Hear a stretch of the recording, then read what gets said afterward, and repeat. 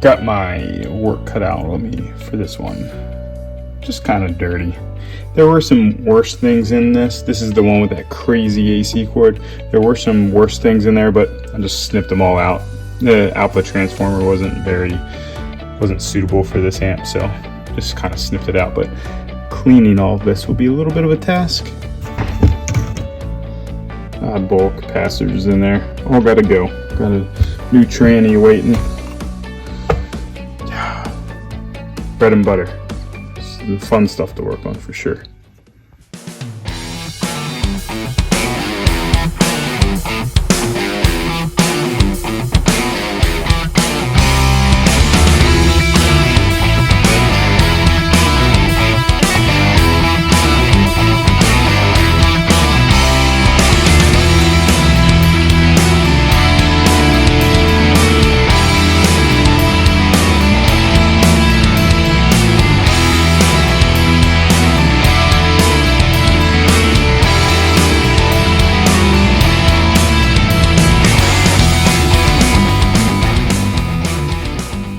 So here's the inside, things that I've replaced the bias, capacitors.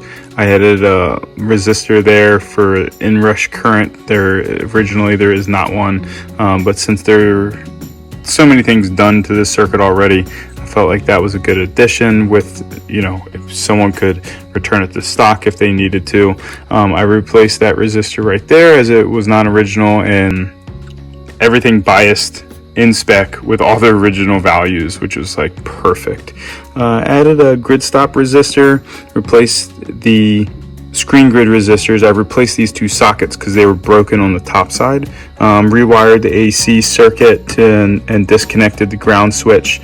I replaced the output transformer because the one that was a replacement wasn't the correct replacement. So I replaced it with the correct replacement. I shortened up these choke wires. I redid all of these wires. Someone had been in here and hacked up these wires and ran them in spots that really didn't make sense. So I just redid all of that to decrease the amount of lead length and also make it look more original. In the new output transformer, I added a 4 and a 2 ohm tap.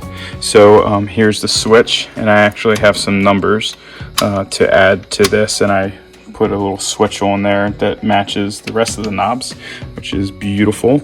And then wired that up all nice and cleanly. The negative feedbacks back in there on the main tap, because that's the way I think it sounds best. Oops, gotta screw that back on tighter. Of course, replace the cathode capacitors,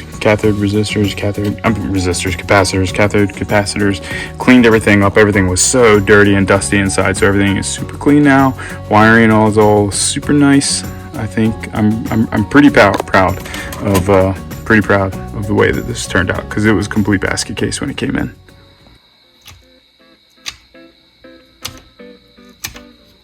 And then here's the top side again, the new Mercury output transformer, and I cleaned up. This was like a mess. There was some bolts soldered to the outside, and there was just like a bunch of dirt and grime, and I cleaned all that up. Like I said, I replaced these sockets. I replaced one of these screws that was a standard screw instead of a Phillips head, and then added some bear traps because the bear traps were missing. This amp had no tubes in it, so I replaced all the tubes. Got some nice Softec 5881s in here.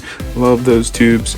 All new filter caps. Left these carbon comp resistors in here because they still test good. They test good. They don't look worn, so leave them in there. Cleaned the board off.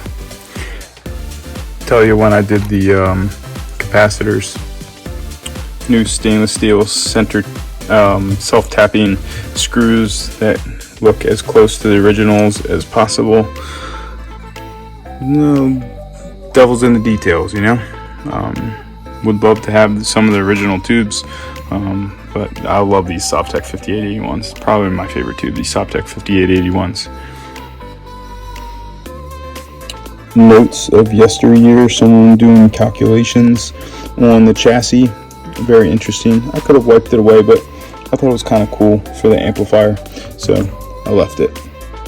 Can't wait to get this all plugged in, plug it into my satellite 8x10, and jam out on it. Here's a little fun fact. The Super originally came in a 2x10, but somebody put this chassis into a head shell, essentially making a Super into a Bandmaster, because if you compare the schematics, you can see that this circuit is almost exactly the same except for the speaker configuration.